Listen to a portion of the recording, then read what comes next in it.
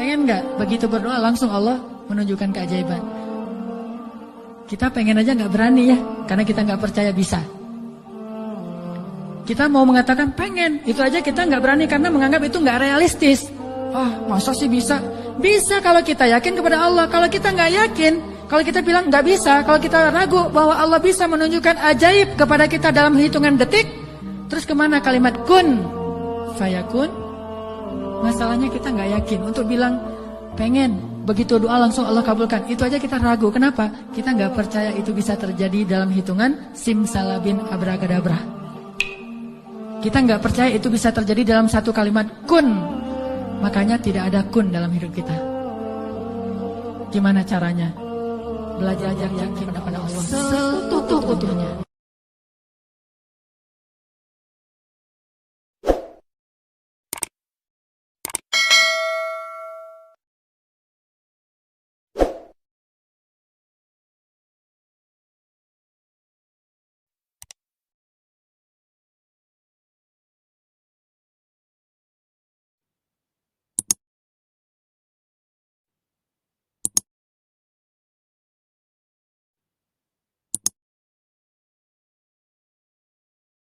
Ustadz, bagaimana caranya agar saya tidak curigaan pada suami? Saya yakin semua ibu-ibu di majelis ini sangat ingin berusaha untuk menjadi istri yang selalu berpikiran positif pada suaminya. Tapi semua usaha yang Anda lakukan untuk menjadi istri berpikiran positif pada suami akhirnya bisa menjadi sia-sia, karena salah satunya adalah disebabkan pengaruh cuci otak oleh kebiasaan Anda menonton sinetron yang kualitas sinetron hari ini memang sangat memprihatinkan. Kebiasaan menonton sinetron dapat menyebabkan reformasi pikiran, yaitu menyebabkan rekayasa pembentukan ulang tata berpikir dan perilaku Anda pada suami. Misalnya drama suami jahat yang dipertontonkan sinetron menjadikan pikiran Anda terdoktrin bahwa semua suami seakan-akan seperti itu, sehingga Anda selalu berperilaku curiga pada suami.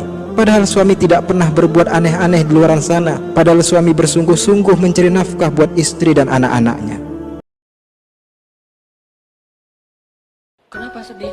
Ya saya udah minta maaf sama Allah tapi Allah belum maafin. Nggak ada itu. Itu mah dengan manusia ya.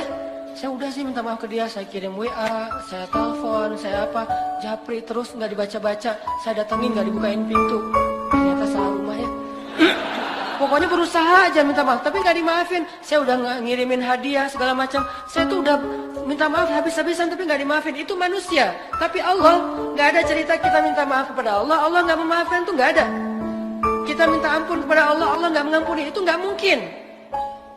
Tidak mungkin orang yang datang kepada Allah pulang dalam keadaan kecewa. Tetap nggak mungkin orang yang datang kepada Allah pulang dalam keadaan kecewa.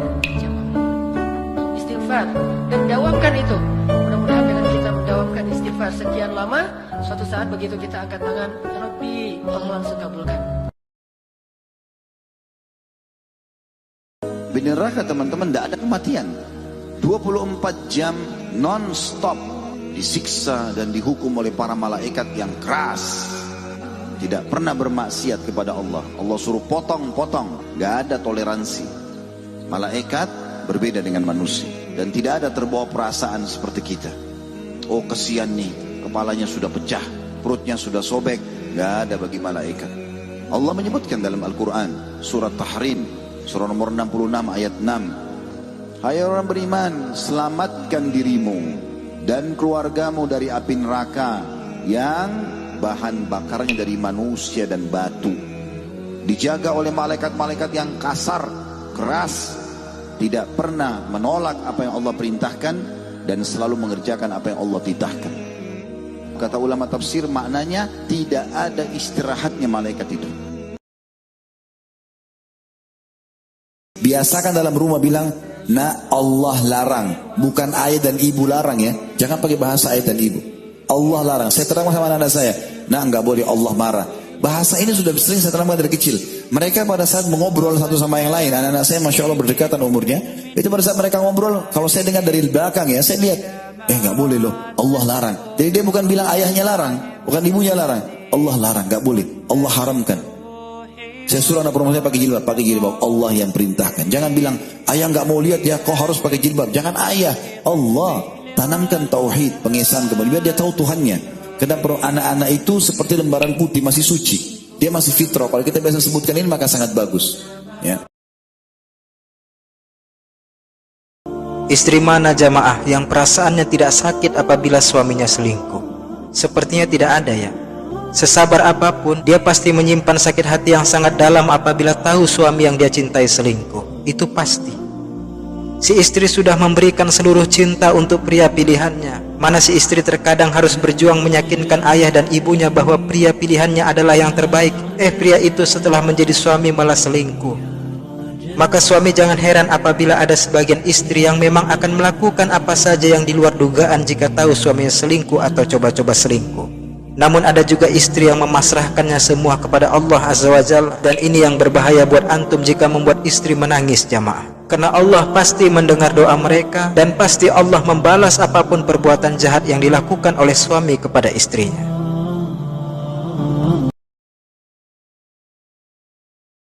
Yang pernah berzina, yang pernah minum khamar, yang mungkin pernah membunuh, yang pernah makan riba, yang pernah melakukan dosa diam-diam, yang banyak dosa, yang kotor, hina, dina, Allah bilang, ya ibadi, hambaku, gitu. Lembutnya panggilan Allah kepada kita. Allah gak menganggap, wahai manusia, wahai pendosa, wahai orang yang hina. Enggak, Allah bilang, qul ya ibadiyalladzina asrafu ala anfusihim. Bilang kepada hamba-hambaku yang banyak dosa. Tapi Allah gak bilang yang banyak dosa, yang melampaui batas terhadap dirinya. Lembut sekali bahasa Allah. Udah banyak dosa, Allah masih memanggil kita hamba. Bahkan ketika kita melakukan dosa, diam-diam di malam hari, tidak ada yang melihat kecuali Allah, kemudian cuma satu malaikat yang mencatat. Jangan catat dulu, mungkin besok dia akan bertobat.